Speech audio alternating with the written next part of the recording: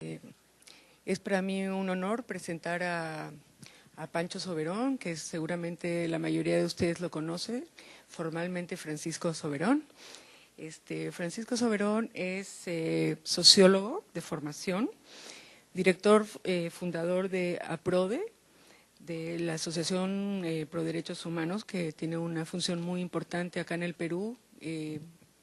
denunciando y defendiendo todas las violaciones a los derechos humanos. Ha sido vicepresidente de la Federación Internacional de Derechos Humanos, exdirector ejecutivo de la Coordinadora Nacional de Derechos Humanos y actualmente miembro del Consejo Directivo del CAPS. Con ustedes, Pancho. Muchas gracias, Ruth. Muy buenos días a todas y todos los presentes. Hay algunas caras conocidas que tengo de estos 29 años de activismo en el movimiento de derechos humanos de Perú y en América Latina, así que me da mucho gusto reencontrarme con algunos de ustedes, a otros nuevos que también conozco en esta ocasión, para poder compartir un poco cuál ha sido la experiencia del movimiento de derechos humanos peruano, desde que surgió, cómo se desarrolló, qué tipo de estrategias de trabajo impulsó y promovió, qué tipo de métodos de acción tuvo incluso como movimiento, que creo que le ha dado una potencia importante en estos 25 años que como coordinadora nacional, que es la expresión orgánica del movimiento de derechos humanos en el Perú, tiene hasta la fecha, ¿no? Es quizás la experiencia en América Latina más consistente, más consolidada de unidad, no solamente de unidad de acción, sino de unidad programática de los planteamientos, de las propuestas, de los principios, de los valores y de la agenda que levantamos el conjunto del movimiento de derechos humanos. Y esto creo que es una experiencia valiosa, que siempre es grato poder compartirla con otras organizaciones de América Latina. Reconocemos a su vez que hay esfuerzos en este sentido en otros países de la región, ¿no? Conocemos en México, por ejemplo, un esfuerzo que se expresa en una coordinación que existe en México de organismos de derechos humanos, o incluso en Venezuela también hay experiencias de unidad de algunas de las organizaciones, y así en algunos otros países, algunos esfuerzos a veces incluso circunstanciales, ocasionales, o a veces parciales, temáticos. Pero creo que en el caso nuestro la experiencia peruana es una experiencia que quizás por las particularidades con que se produce el desarrollo del movimiento de derechos humanos en el Perú, nos llevó rápidamente a valorar, a reconocer la importancia de la unidad de la acción entre las organizaciones para poder encarar y enfrentar los escenarios complejos, difíciles, que siempre significan las intervenciones de organizaciones de derechos humanos. Particularmente en el caso peruano podemos decir que es el contexto del conflicto armado interno, de la violencia política, la que dio origen al surgimiento de la mayoría de las organizaciones de derechos humanos y luego de los primeros años rápidamente a esta iniciativa de crear en el año 85 la Coordinadora Nacional de Derechos Humanos. Antes del 80, porque el punto de partida para el desarrollo del movimiento de derechos humanos es en el Perú, es el año 80, que es el inicio del conflicto armado, la aparición de Sendero Luminoso, del tipo de violencia de terror que desarrolla Sendero de manera creciente, originalmente en algunas regiones de los Andes peruanos, Ayacucho, Apurímac, Huancavelica, pero que luego se extendió a prácticamente 10, 12 departamentos con fuerza y a nivel nacional de alguna manera. Entonces, en ese contexto es que surgimos la mayoría de las organizaciones. No todas, porque hay algunas que provenían de unos años antes de un trabajo, también por promover la defensa de la vida, la integridad física, particularmente organizaciones vinculadas a la Iglesia Católica, me refiero en particular a la Comisión Episcopal de Acción Social, CEAS, que ya de fines de los 70s surge en el trabajo de derechos humanos, promoviendo la acción frente a la conflictividad social de esa época, a la protesta social de esa época. Estamos hablando en ese contexto el fin de la dictadura militar de Morales Bermúdez, las grandes jornadas de movilización que ocurrieron, paros nacionales, el 19 de julio, el más significativo del año 78, y a partir de allí la necesidad de atender a centenares o a miles de despedidos que surgen de ese conflicto, de esa protesta social, detenidos, acusados políticamente, y en ese contexto esta comisión de la Iglesia inicia un nivel de trabajo en derechos humanos. Y también en esa época ya empezó a iniciarse la constitución de lo que fue el primer grupo de Amnistía Internacional en el Perú, ¿no? Esos, digamos, pueden ser podemos decir, los antecedentes de lo que luego se desata a partir del año 80. El año 80 se inicia el conflicto armado, la violencia política en el Perú. Al comienzo SEAS empezaba a atender algo de la problemática, pero tenía limitaciones para intervenir en las zonas originales del conflicto. Me estoy refiriendo particularmente a Ayacucho, después a Purímac. Era por las limitaciones de las características de la jerarquía de la Iglesia en esas diócesis, que era jerarquía muy conservadora y que impedía el ingreso, el acceso de los agentes pastorales, de los misioneros, de los abogados de SEAS desde Lima para intervenir en esos territorios, en esas regiones. Pero a partir del 81, 82 empezamos a concebir la creación de distintos organismos de derechos humanos, el mío, APRODE. Empezamos a concebirlo justamente a partir del año 81, 82, empezamos ya a trabajar un grupo de 3, 4 personas,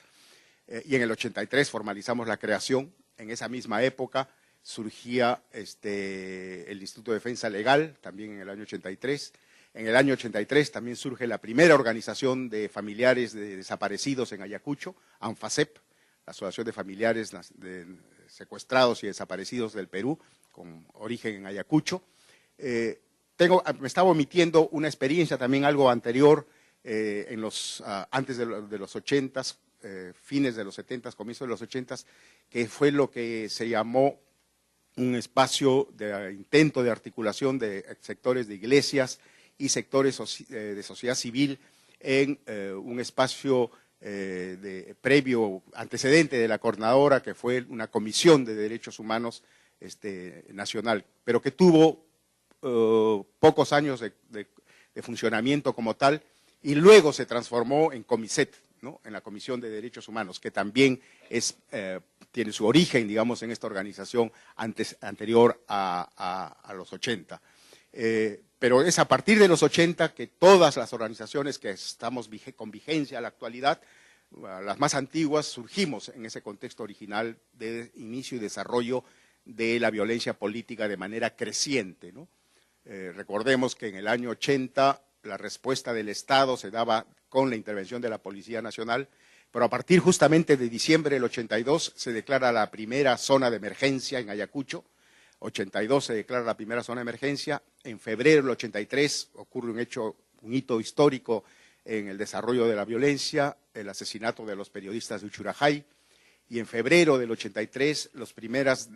denuncias de desaparición forzada en el Perú, en Ayacucho justamente. Los primeros 70 casos que recibimos los organismos de derechos humanos que empezábamos a trabajar desde el año 82, pero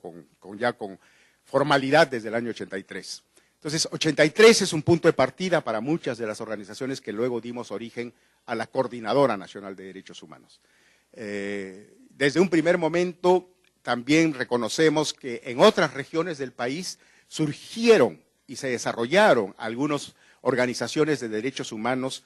departamentales en esa época. Ahora se llaman regiones, pero en esa época eran departamentales. Así existía el CODE Puno, la Comisión de Derechos Humanos de Puno, el CODE Cusco, la Comisión de Derechos Humanos del Cusco, CODE Ica, que también surge en esa época, y luego en Ayacucho también hubo durante algunos años un funcionamiento de un CODE Ayacucho, ¿no? Eso funcionó hasta que en el año 85 fue asesinada la alcaldesa de Ayacucho, Leonor Zamora, y de alguna manera eso causa el origen de dispersión del CODE Ayacucho con asentamiento territorial, digamos, en la ciudad de Huamanga. Entonces, estas organizaciones que también habían en provincias, de alguna manera nos empezamos a vincular con las organizaciones que habíamos surgido específicamente para atender la problemática de las zonas de conflicto. ¿no? De Ayacucho, Huancavelica, Purímac, que fueron las primeras zonas en la zona altoandina peruana, en donde se desata y desencadena la violencia de Sendero Luminoso y la respuesta contrasubversiva del Estado a partir de los estados de emergencia y el inicio de las prácticas sistemáticas y generalizadas de derechos humanos, como han sido ya tipificadas en el informe de la Comisión de la Verdad, que justamente ya haré alusión casi al final de cómo en estos días hay una controversia frente a unas declaraciones del actual ministro de Defensa frente a ponerle punto final a estos procesos de judicialización que con obstáculos están marchando, pero eso lo comentaré ya al final. Bueno, creo que el marco que nos ha presentado Santiago también va a facilitar la comprensión del rol que jugamos en esos distintos contextos que él ha hecho alusión desde el inicio del conflicto y de la violencia hasta la actualidad, con lo que esperamos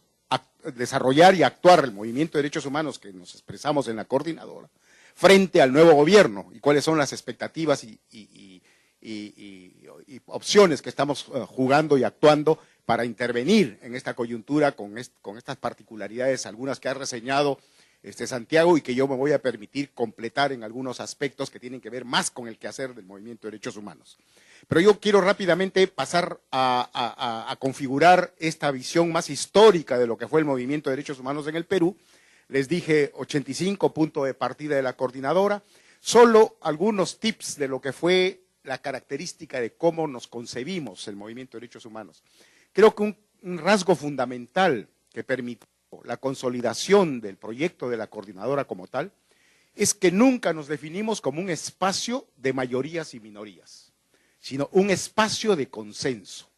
Y creo que ese fue el secreto para mantener la unidad de acción del movimiento de derechos humanos a lo largo de estos ya 25 años de existencia de la Coordinadora Nacional de Derechos Humanos. Es decir, nunca nos sometimos, salvo referencialmente, a votaciones para conocer cómo era el temperamento en el Comité Directivo Nacional, ¿no? El Comité Directivo se reúne una vez al mes, hay una Secretaría Ejecutiva que empezó no en cuanto se creó la coordinadora, sino a los 3 años, en el 88, recién tuvo la primera vez una Secretaría Ejecutiva, la coordinadora, y hay un comité permanente que acompaña de las organizaciones que estamos en Lima, y el comité directivo formado más por organizaciones de provincias y otras de Lima, que se reúne una vez al mes, que entre asamblea y asamblea cada 2 años da la orientación del quehacer de la coordinadora. Bueno, en ese espacio de discusión política de la coordinadora, ahí no se define por votación de mayorías y minorías, sino por consenso. Lo que se arribe de consenso es lo que marca y define el trabajo y posicionamiento de la coordinadora. Temas donde no hay el consenso, pues cada organización perfila su opinión, su posicionamiento, su planteamiento, ¿no? Con los matices. Porque siempre yo creo que hay que reconocer que en el movimiento de derechos humanos debiera ser mucho más fácil la unidad que en cualquier otro espacio, porque finalmente son los mismos principios y valores. Son valores universales, son referentes internacionales, la Convención Americana o la Declaración Universal. No hay otro marco. Digamos, los matices políticos en que cada quien tiene derecho a tenerlos, está bien, están ahí como referentes, pero finalmente uno cuando se pronuncia sobre un tema controversial tiene que hacerlo no desde su posición política, que puede ser respetable, sino desde la posición de los principios y valores que defiende, ¿no? Que tienen que ver con el marco de la Convención Americana para nosotros los latinoamericanos y de la Declaración Universal en general, ¿no? Entonces yo creo que con eso debiera ser sencillo y fácil que en general en todos nuestros países debiera haber funcionado mecanismos de unidad de acción suficientemente consistentes para encarar estos escenarios complejos y complicados, sobre todo de los países que hemos vivido periodos y procesos de violencia política aguda, ¿no? Porque creo que es allí donde a veces una deficiencia y debilidad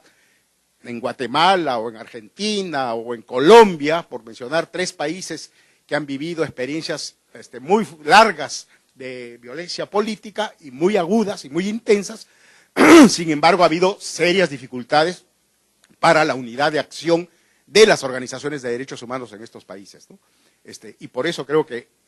lo que logramos los peruanos como experiencia en estos 25 años de la coordinadora ha sido importante y que nos mantiene con vigencia hasta hoy, ¿no?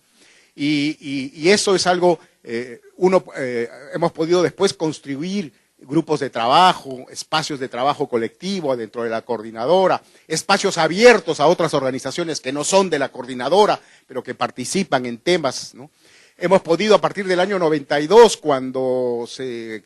hace la Conferencia Mundial de Viena de Derechos Humanos, se incorpora esta nueva visión de integralidad, indivisibilidad, interdependencia de los derechos, ya no solo esa visión de primer grado, segundo grado de derechos, ¿no?, sino el incorporar los derechos económicos, sociales, culturales, ambientales, como una nueva esfera de intervención del movimiento de derechos humanos, ¿no? Esa visión también fue progresivamente incorporada en el caso peruano. Claro, nosotros